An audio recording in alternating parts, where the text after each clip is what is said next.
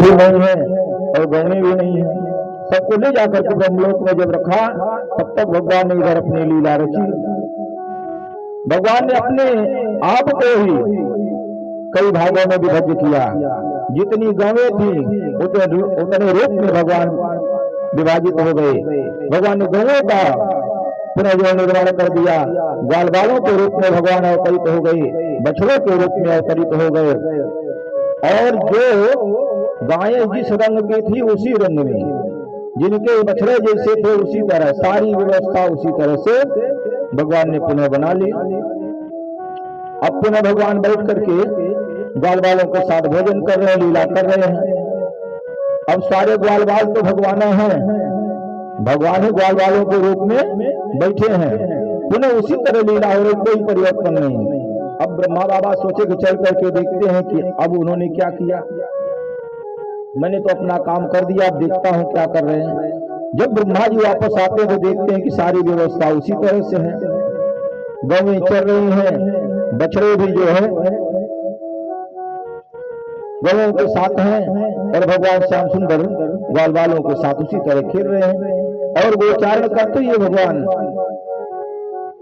श्री राम वृंदावन से वापस जो है अपने घर को आते हैं। यह लीला 1 वर्ष तक चली। नित्य प्रतिदिन भगवान गोचारण के लिए जाते हैं, गोचारण करके वापस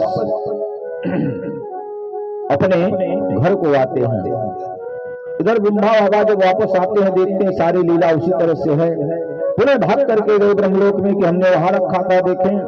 जब वहां जाकर के दर्शन करते हैं तो वहां की व्यवस्था उसी तरह है।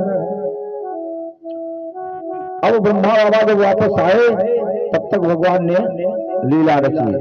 भगवान ने विचार किया कि तुम परीक्षा लेने के लिए आए हो तो हमको परीक्षा देनी चाहिए। हा? तुम परीक्षा लेने के लिए आए हो तो हमको परीक्षार्थी बनना पड़ेगा।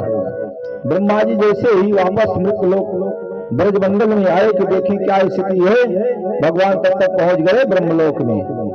और चतुर्भुज रूप में भगवान ब्रह्मा के रूप में वहां प्रकट हो गए। ब्रह्मा बन करके भगवान पहुंच गए ब्रह्मलोक में और जाकर के आसन पर विराजमान हो गए। और वहां के द्वारपालों से कहा, देखो भाई, मेरा आदेश है कि आजकल तमाम नकली ब्रह्मा घूम रहे हैं,